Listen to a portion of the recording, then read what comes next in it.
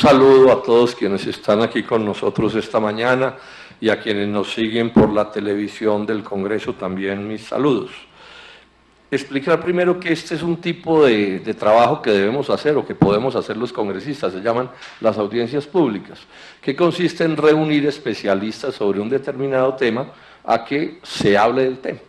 Cada quien da la opinión que quiera. Yo tengo mi militancia política, se sabe que soy del Polo, pero no hay que ser del Polo para estar en este evento, eso es un asunto diferente y cada uno opina de acuerdo con su leal saber entender, tampoco es que tengan que estar de acuerdo conmigo y puede haber debate, etcétera, en el evento. Pero sí es muy importante que el Congreso colabore en el debate público sobre temas de tanta importancia.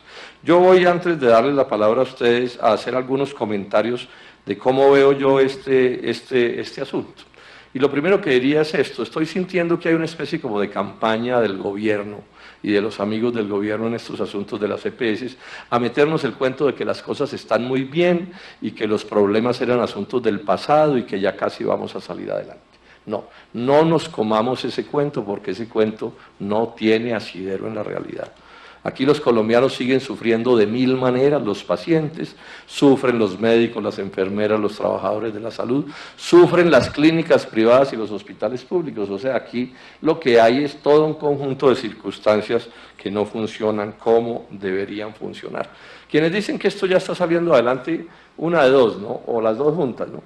O padecen por una especie de fanatismo ideológico neoliberal que les impide ver la realidad de las cosas, bueno, o defienden determinados intereses, porque aquí a algunos sin duda en esto les va bien y entonces están interesados en ver las cosas de una determinada manera. Y es muy preocupante lo que leí ayer del ministro Alejandro Gaviria en algo que puso está en su blog.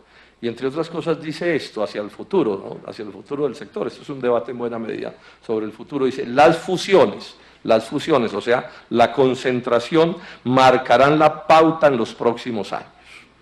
Él lo ve como una cosa pues, deseable. Dice, las realidades económicas dictarán algunas medidas regulatorias.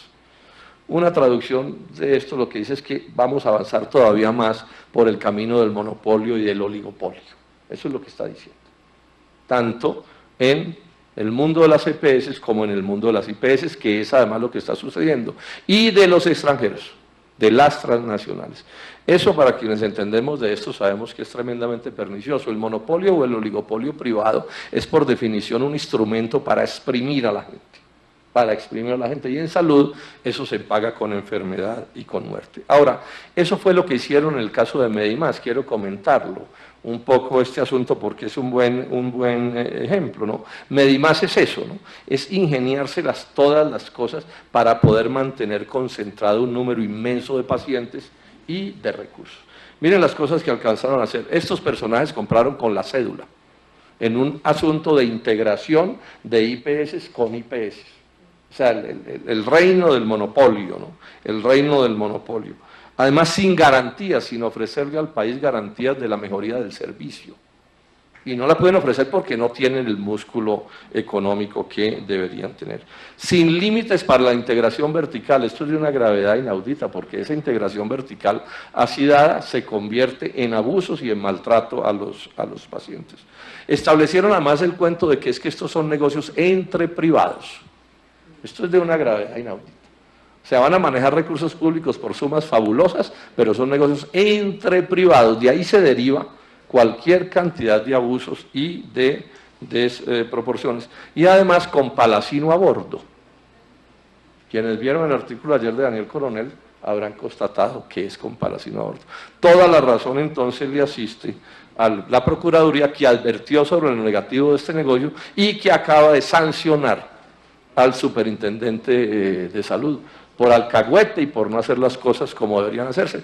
Ahí lo que uno lamenta es que la sanción no llegue más arriba, porque es evidente que el señor superintendente no es el que define sobre estas cosas. Que ese cuento no nos lo echen, que algo entendemos de estas cosas. ¿Por qué decimos en esta audiencia no más EPS? No más EPS, le toca a la salud, y en el fondo también decimos no más ley 100. porque todos sabemos que la ley 100 es la ley madre de todos estos problemas que estamos padeciendo. Y yo diría que la explicación es muy simple, es que el fracaso de lo que se tiene es evidente. Así nos quieran como lavar el cerebro metiéndonos el cuento de que no es cierto. O sea, en Colombia la gente se sigue muriendo y en proporciones grandes, muriendo y enfermando de males que la medicina sabe curar. O sea, que no es bueno para la gente el sistema. Tampoco es bueno para los médicos, las enfermeras, la gente que trabaja en el sector de la salud. Los maltratos son evidentes y esto también repercute en la mala calidad de la educación. Hace 4 días estuve en Cali y ahí están echando un número grande de trabajadores del Hospital Universitario del Valle en otra de las famosas reestructuraciones que lleva a contratar al final personal con menos capacidad, con menos dedicación al oficio, cosa que también repercute contra la gente. Y están maltratando las IPS públicas, y así nació el sistema, y las privadas. El maltrato a las clínicas privadas es absolutamente evidente. O sea, que no nos digan que esto está funcionando, que no está funcionando, que está funcionando bien. ¿Y por qué no funciona bien? No puede funcionar bien. Porque la ley 100, lo he repetido hasta la saciedad, no es la ley para la salud de los colombianos, sino para el negocio de las EPS con la salud de los colombianos. Lo repito y lo repito, no es lo mismo. O sea, la ley 100, la prioridad de la ley 100 no es la salud, es el negocio. ¿Y el negocio de quién? De las EPS, de la intermediación financiera. Entre menos gasten en salud, más ganan. Eso es un riesgo moral absolutamente inaceptable. Cada vez que le niegan a un colombiano un servicio, así se muera por esa negación, a ellos les aumentan las ganancias. Este es el lío de fondo que tenemos aquí. En resumen, entonces, aquí no hay arreglo a este problema, mientras se mantenga la intermediación financiera a la que estamos padeciendo. Permítame, yo me detengo un poco sobre esto. La pregunta clave, ¿quién administra los recursos públicos de la salud puede, además de la administración, hacer una ganancia? Este es el debate mundial. Hay países donde eso no se puede, por ejemplo en Canadá. Sí, el administrador del recurso no puede ganar plata. Puede cobrarse la administración del recurso, el gerente, la secretaria, el almacenista, lo que sea. Pero otra cosa es hacer ganancias. Bueno, en Colombia el modelo es para hacer ganancia, además de los costos de la administración.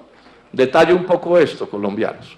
Cualquier sistema de salud tiene que gastar plata en médicos y enfermeras y personal de la salud, en medicamentos, en procedimientos hospitalarios y quirúrgicos y en administración. Son los 4 costos que inevitablemente tiene que tener un sistema de salud.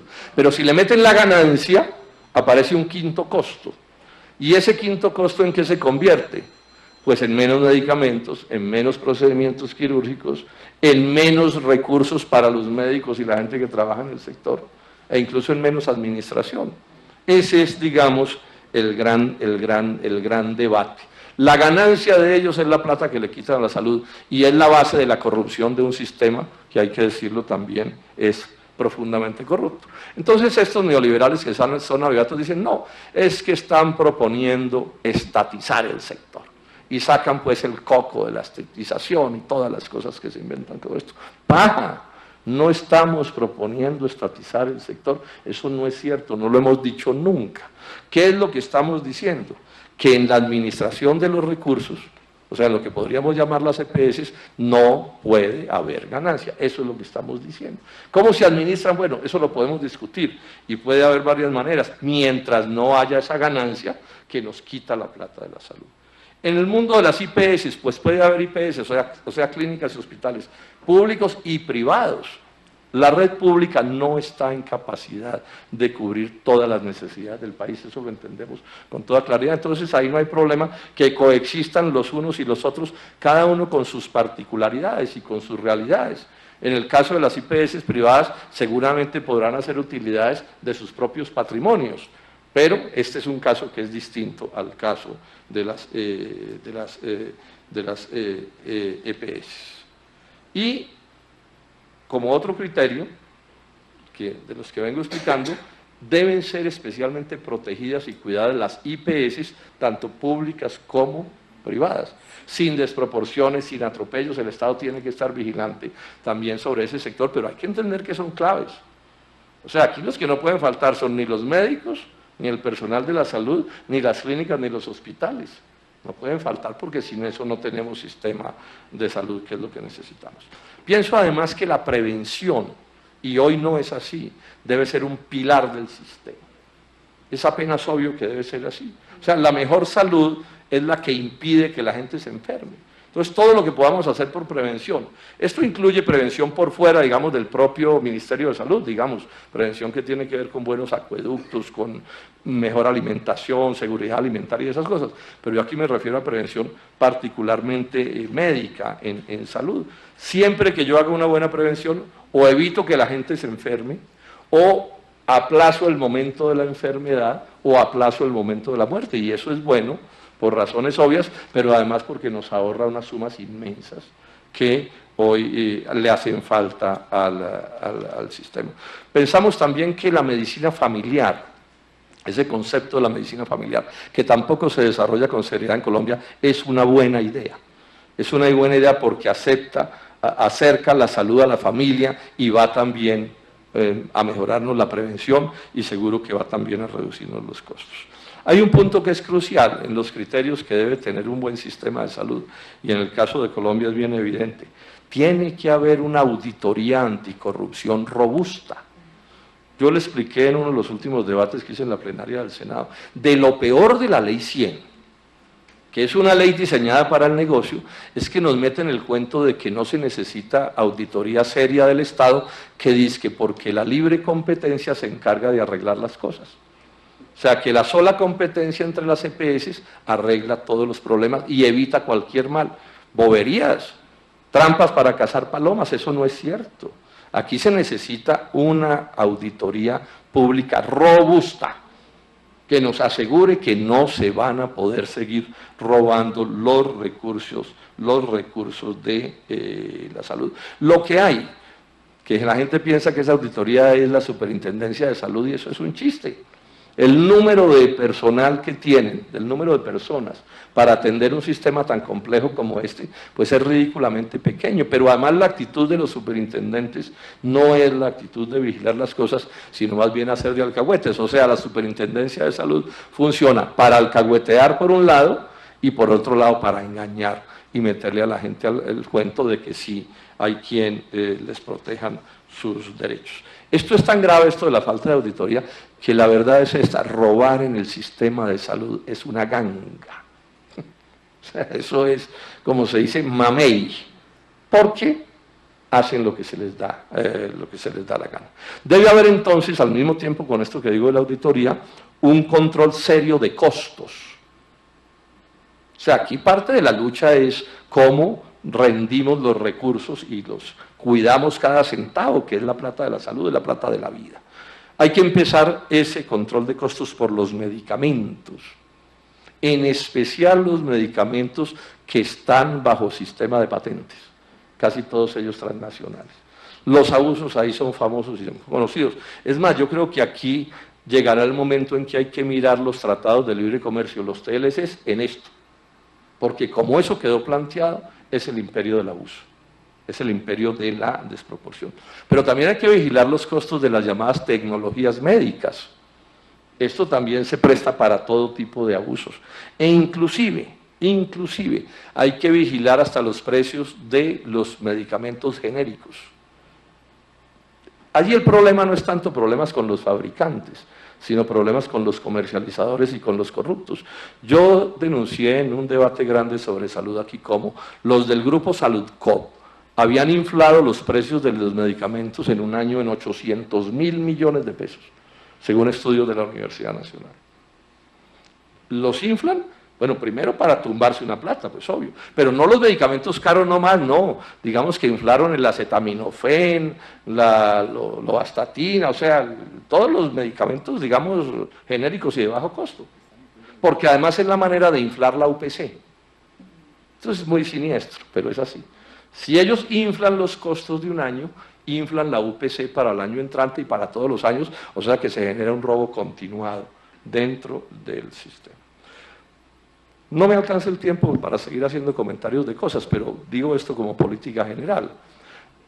Los cambios que hay que hacer en el sistema de salud tienen que ser muy el producto de la concertación entre el Estado, los pacientes pero concertación en serio, no de burla.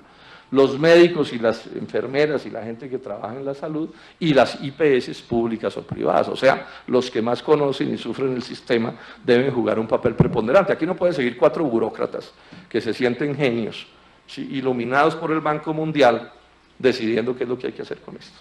Eso no puede seguir siendo así porque además el fracaso ya es evidente. Digamos un par de cosas más y concluyo para escucharnos a todos en este debate. Se necesita el cambio de lo viejo a lo nuevo, que ya enfatizo, no es para estatizar el sistema. El cambio de lo viejo a lo nuevo necesita un periodo de transición que nos asegure 2 cosas. Primero, que durante la transición también habrá sistema de salud funcionando. O sea, uno no puede decirle a la gente, no, apaguemos y dentro de un año volvemos con un sistema nuevo. No, tienen que, digamos, traslaparse unas cosas con las otras. Y 2, tiene que garantizarle la estabilidad y sus empleos a todos los que hoy están en el sistema de salud. El sistema de salud necesita a la gente que trabaja allí, entonces eso tiene que ser parte de un criterio bien importante. Concluir diciéndoles esto: este cambio del que estamos hablando no es nada fácil, lo hemos probado de 1000 maneras, y solo podrá ser producto de la lucha social, las organizaciones que existen de pacientes de enfermedades catastróficas, de alto costo, los trabajadores del sector, la Federación Médica, bueno, toda la gente que está en la lucha social, pero yo además creo que se necesita lucha política. Porque pensar que ellos, los que nos están gobernando, los que yo llamo los mismos con las mismas, van a hacer los cambios, pues no. Es que ellos se inventaron este sistema. Y este es el sistema que defienden. Y en otras cosas los mismos podrán estar en desacuerdo, por ejemplo en temas del proceso de paz, pero en esto lo que podemos probar es la coincidencia absoluta. En los 2 últimos debates que me han tocado aquí con el senador Uribe sobre salud, en las 2 ocasiones, él en persona se ha parado a defender las políticas del Ministerio de Salud y al Ministro de Salud. O sea, allí no hay desacuerdo entre ellos. Ellos aprobaron la norma y la defienden. Entonces, esperar que ellos cambien esto, pues, no tiene sentido. Un día el senador Roy Barreras, que ustedes saben que es médico y que conoce por dentro el monstruo, todos estos monstruos de los que estamos hablando, hizo una explicación que es muy significativa. Él dijo, quien manda en el sistema de salud en Colombia se llama Enrique Vargas Lleras, que por sus apellidos podrán suponer es hermano de quién, ¿sí? Entonces, pensar que sea de allí, de esos lados, donde van a venir los cambios, por supuesto que no es así. O sea, no podemos caer de ingenuos. No, aquí hay unos intereses en juego. Se están ganando sumas astronómicas de dinero, se las han ganado, se las quieren seguir ganando y nosotros lo que queremos es que haya salud. Si queremos que haya salud, va a tocar tomar las decisiones que hay que tomar para que las cosas puedan corregirse. Bueno, esos eran algunos de los comentarios que quería hacerles. Repito, no se tiene que estar absolutamente de acuerdo con ellos, ni mucho menos, y bueno, va a ser muy importante también oírlos a todos ustedes en esta mañana.